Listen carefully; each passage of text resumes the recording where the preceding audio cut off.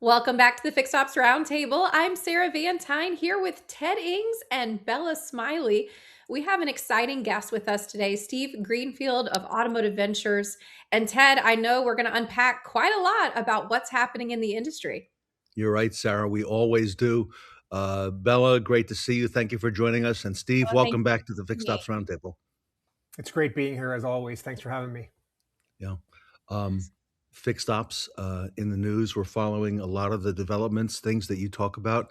That Monday morning newsletter, Steve, seems to be a fixture now. Reading about the latest things that you're highlighting and things that you're seeing. So we have some questions for you today, Sarah and I. But first, we thought we'd ask Bella on behalf of Northwood University to ask the first question today to get things started. Absolutely. Yeah, so AI has really been the talk of the town. And my question, as somebody who is going into the automotive industry, where do you see AI being the most impactful on the fixed ops side within a dealership? Yeah, it's a great question. We've seen sort of the first wave of AI being more on variable ops, answering phone calls, et cetera. But I do think we're going to see more and more on the fixed ops side, whether it's helping someone who's in a BDC focused on fixed ops, just becoming more productive, sort of being a persistent co-pilot to anticipate what they're trying to do and give them some easy buttons to push, so to speak. And then I think that what we haven't yet seen, which is really exciting, is probably where AI is going to touch the service writer or the tech themselves and trying to drive productivity gains and more throughput, et cetera. So it's exciting because we've seen, like I said, a little bit on the variable ops side, but I think we have yet to see real breakthroughs in terms of AI helping on the fixed ops side. Awesome. And Steve, from what we can see, that is what's coming. That's next, and it's going to go to the service advisor and the technician, and there's a lot of potential there in what could be. Yeah, I mean, look, I mean, it's been 10 years now that if you ask the average dealer what their biggest challenge is, it's hiring techs. And then, dealers will also say, well, I'm already at capacity. I don't have any more capacity in my bays. And I think we need to fundamentally question those things and say, if you can't hire techs, how do we make the existing techs more efficient and drive more throughput? And if you can't, build new bays, how do you make sure that every single minute of every single day you have, movement in the bays, and there aren't any misspent time by either a tech who's under a vehicle or in the bay in general. And I think AI is going to help with all of this, the same way that all of us are exploring sort of using ChatGPT to make our lives easier. I think for service writers and technicians, we're going to see a dramatic increase in throughput and efficiency. Yeah. Sarah, it seems lately, whenever I have a question about anything in business or in life, I go to ChatGPT and I ask the question and I get an answer. Sarah, I'm wondering if that's going to happen for technicians and service advisors as well. That's a great point, Ted. And I think it's going to be really interesting to see what is coming for the complexity of what customers will be asking, and also how technicians will convey some of this information.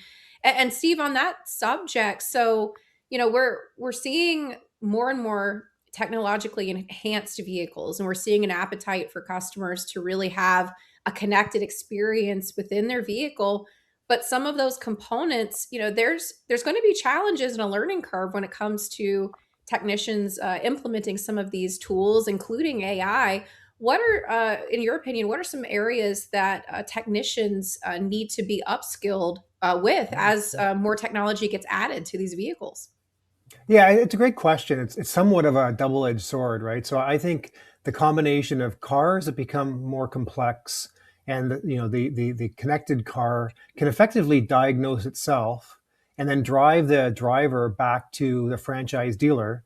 I think overall that's going to mean that franchise dealers have more loyalty over the lifespan of the car than they've ever had before.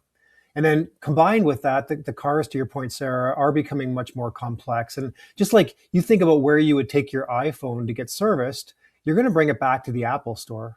And I think with a consumer who buys one of these new vehicles off the front line, they're going to understand how technologically advanced these things are and not trust the independent repair shop to work on that. So all of those are great tailwinds for dealers. I think we're going to see more loyalty back to fixed ops than ever before. But then, Sarah, to your point, The technicians are going to have the right tools and the right training to work on these cars that are become more and more sophisticated. So if I'm a technician out there, I've got to think, hey, part of my career path now is staying sort of ahead of that curve, making sure that I'm constantly upscaling myself, because to stay on top of all these cars with all the technology, you can't just be sitting on your hands waiting for the cars to come in. You're going to have to continue to be open-minded, to be learning for your entire career.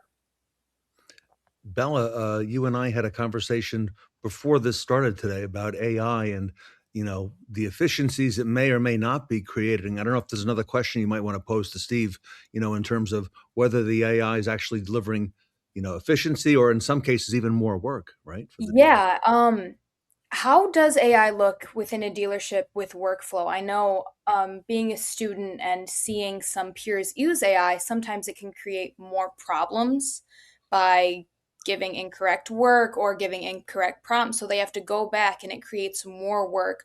Or is it doing that in a dealership, or is it actually accelerating that workflow pace and increasing the benefits from it? Well, this is a great question. I think we all need to be careful about AI hallucinating.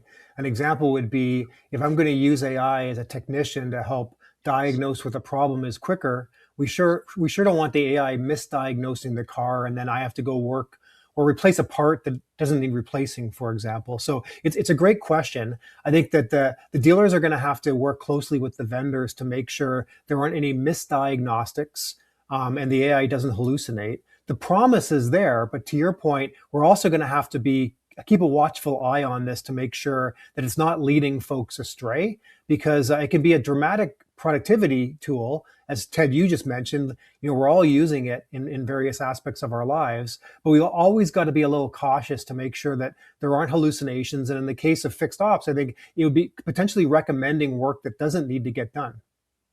We had Absolutely. And I a think, panel we had a panel recently, Bella, I think you may have been a part of that with Marco, mhm. a technician on the roundtable, and a company called AllData, and, AllData cautioned us on the panel. They said, "AI is great. However, okay, you can't always rely on the information that AI is gonna, give the dealership," and they've like you said, that really is a good point. A lot of this still has to be worked out and worked through.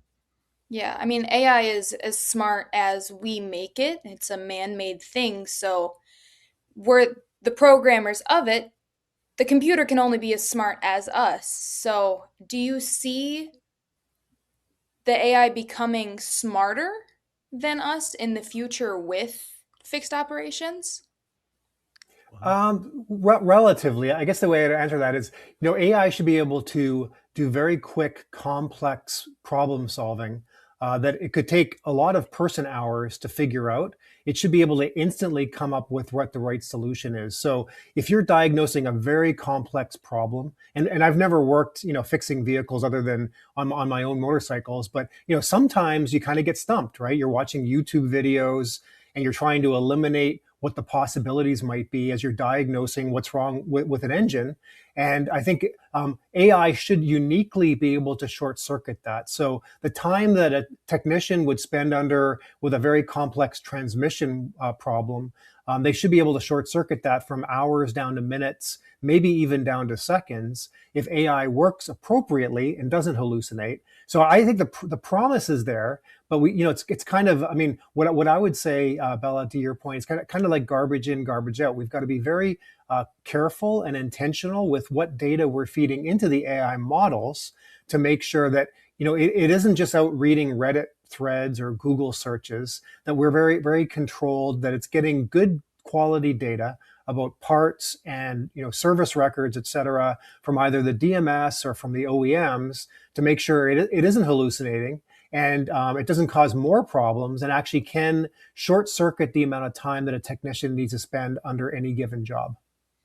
Wow. Steve, to kind of pivot a little bit, but one of the conversations that Ted and I have been having, across the roundtable has been, AI relative to some of the repairs and maintenance for older vehicles. We're seeing an uptick in vehicles being older than they ever have been, and customers holding onto them for longer.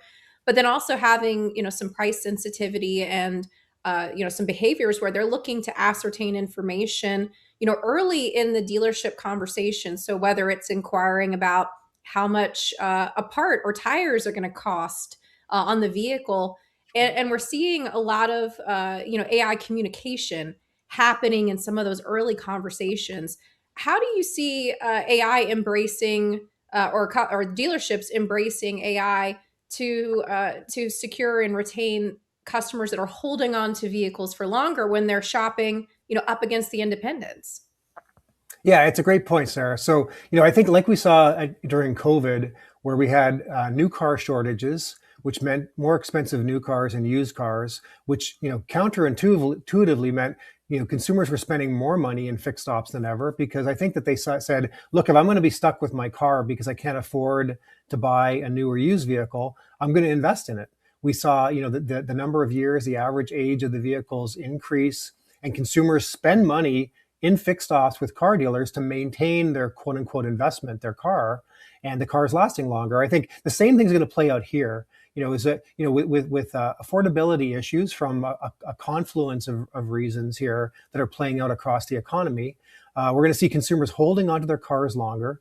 And I think that the aggressive dealers are going to figure out ways to use AI to proactively reach out to consumers who have bought and serviced their cars with them in the past and convince them to effectively come in for more regular maintenance to protect their investment, because it's going to become increasingly harder for at least some segment of consumers out there to afford thinking about buying a new or used vehicle. So like we saw during COVID, I think the dealers that are aggressive and very progressive with AI are going to be able to use it as a tool to reach out to their customers to ensure that they're coming in more frequently for fixed operations work to maintain the value of their investment. Steve, on that note, a little bit of a segue. Affordability seems to be a lingering issue in the industry, and there's been certainly a lot of challenges on the variable side. And the awakening or reawakening of the service drive to all departments of the dealership as being a tremendous pipeline and resource, not only for the service, but the parts, and now the variable side as well, and a source of good quality trades. Steve, I don't see that going away. That seems to be now the mainstay, and all eyes are on what's happening in fixed operations within your own dealership in your service drive.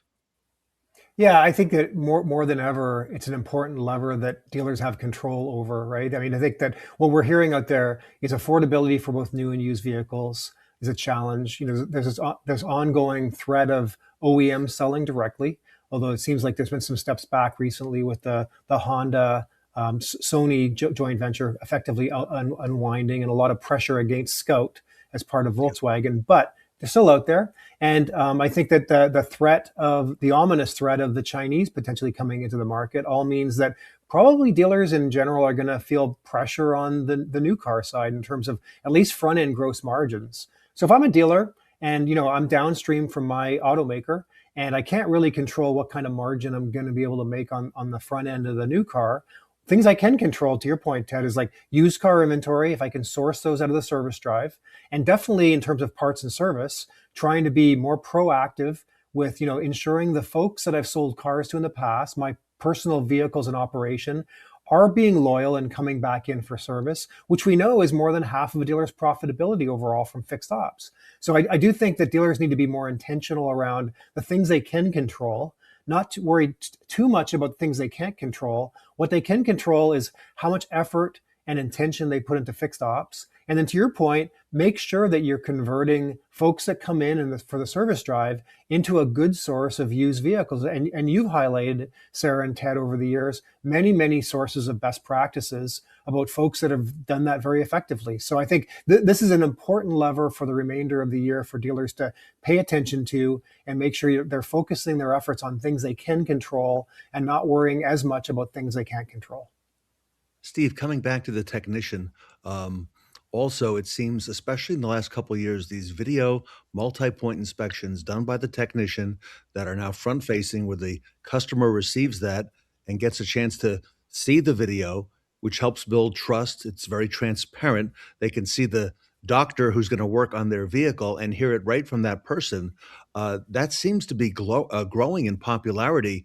And once a dealership embraces it and gets it started, that seems to be something, AI or not, that's been very effective, and more dealerships are doing it than ever before. Yeah, I know that you've got Joe Shaker and Tully Williams on this, and I'll make sure that I listen to their segment. But it's pretty interesting. Phase one that Joe sort of invented the category with True Video is to bring the trust and transparency for a consumer who historically would have just gotten some text around, hey, this is what we recommend in terms of getting work done on your vehicle. Now I get a video, so I'm at home, I get a text, I can click on the link, I can watch the video and see exactly the parts that they're recommending that I replace on the car, which is a great opportunity for dealers for the upsell, but also bringing more trust and transparency.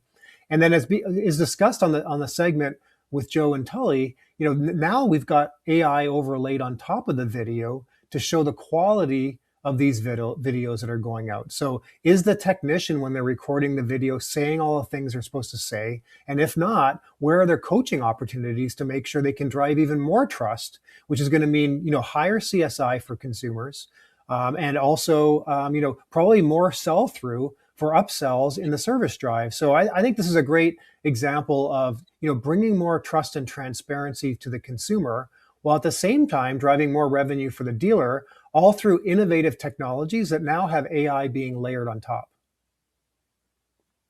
Wow. Sarah, I think they're taking a page out of your book, okay? And that the video is a very, very strong tool to, build relationships and to, people trust video, Sarah. They do, Ted, and it's exciting, the video quality score component. I mean, this is no different than really having the calls being coached or monitored on the sales side of the equation. Now you're extending this into your service operations, and you're inspecting what you expect from your technicians and what the communication is happening with your customers. It's incredibly exciting. And Steve, on this vein, as dealerships are looking at implementing new technology, what is your advice when it comes to balancing, you know, having a solid process and good customer communication, but then also looking for these process enhancements and ways to facilitate the experience better? Yeah, so this is going to sound cliche, Sarah, but you and I've talked about this in the past. One is, technology can't solve process issues. And unless you've got your processes worked out, what you want your employees to be doing, how you want them to act, I think then and only then should you look for unlocks and support from technologies that are out there overall. So dealers shouldn't be saying, hey, I can solve, what is a process issue with technology. But then I do think that once you've got the processes and the objectives set out, then technology can be a great unlock.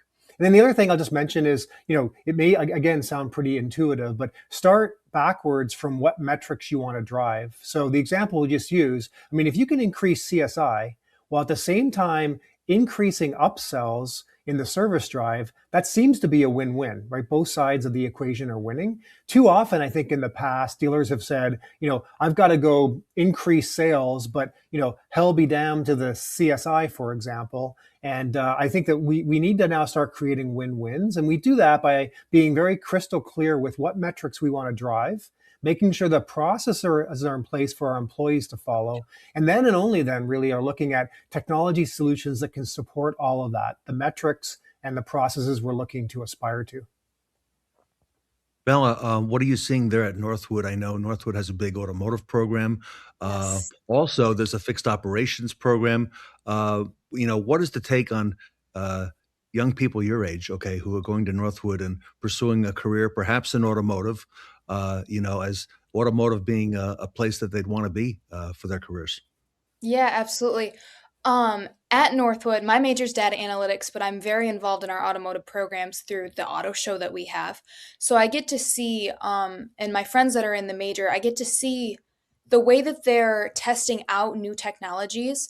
So I actually have a group of my friends that are down in Atlanta, Georgia, and they're doing a new car, so NU, new, funny play on Northwood, but new cars, it is a simulation that they do for a week where they run a dealership. And it's really, really cool because they get to test out these new technologies every single year and how it is being incorporated and changing the way that dealerships work and the way they're even perceived by the public.